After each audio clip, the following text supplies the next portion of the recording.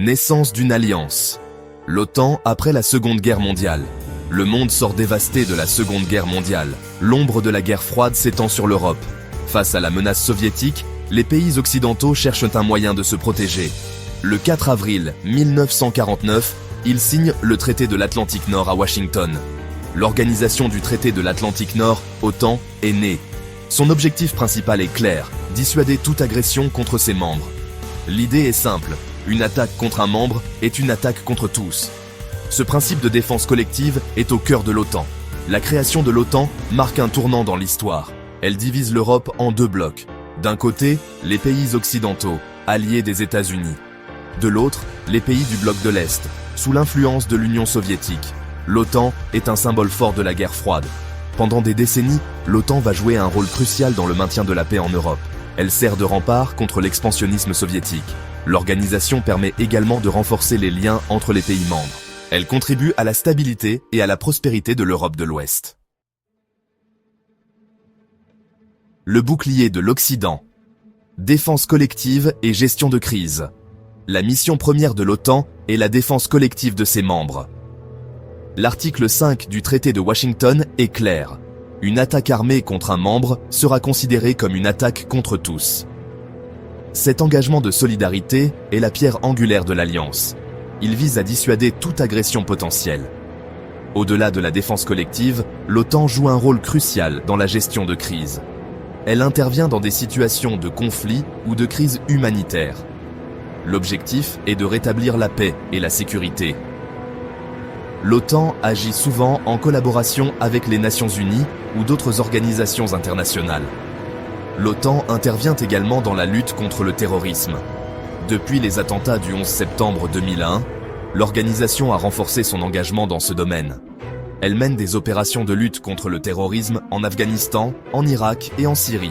L'objectif est de démanteler les réseaux terroristes et de prévenir de futures attaques. La gestion de crise et la lutte contre le terrorisme sont devenues des missions centrales de l'OTAN. Elles illustrent l'évolution de l'organisation face aux nouveaux défis de sécurité. L'OTAN n'est plus seulement une alliance militaire, mais aussi un acteur incontournable de la sécurité mondiale. Les gardiens de la paix. Membres de l'OTAN et leurs engagements. L'OTAN compte aujourd'hui 30 membres. Ces pays, situés en Europe et en Amérique du Nord, s'engagent à respecter les principes de l'Alliance.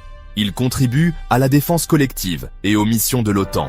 Chaque membre a un rôle spécifique à jouer, en fonction de ses capacités et de ses ressources. Les États-Unis sont le membre le plus puissant de l'OTAN. Ils fournissent une part importante des ressources militaires de l'Alliance.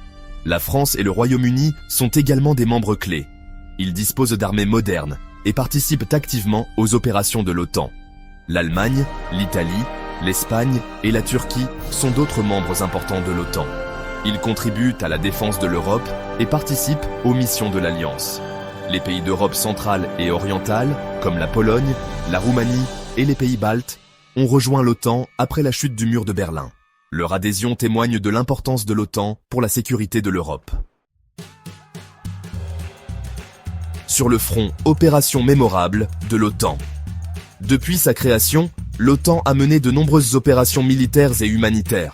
Ces interventions, menées en Europe, en Afrique et au Moyen-Orient, témoignent de l'engagement de l'Alliance pour la paix et la sécurité internationale. L'intervention de l'OTAN en Bosnie-Herzégovine, dans les années 1990, est un exemple marquant. L'Alliance a mis fin à la guerre civile et a contribué à la reconstruction du pays. L'opération Allied Force, menée au Kosovo en 1999, a permis de mettre fin à la crise humanitaire et à la répression des Albanais du Kosovo. L'intervention en Afghanistan, après les attentats du 11 septembre 2001, est l'opération la plus longue de l'histoire de l'OTAN. Pendant 20 ans, l'Alliance a combattu les talibans et a contribué à la reconstruction du pays. Malgré les difficultés, cette opération a montré la détermination de l'OTAN à lutter contre le terrorisme.